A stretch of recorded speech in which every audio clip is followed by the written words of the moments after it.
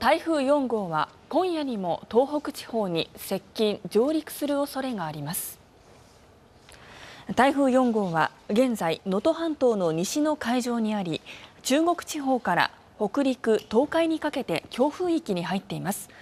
この後も台風4号は日本海を東寄りに進み、今夜には東北地方に接近し上陸する恐れがあります。現在、台風に伴う活発な雨雲が近畿から東海にかけてと北海道にかかっています。明日朝までに東北・北海道では200ミリの大雨が予想されています。また暴風・高波にも厳重な警戒が必要です。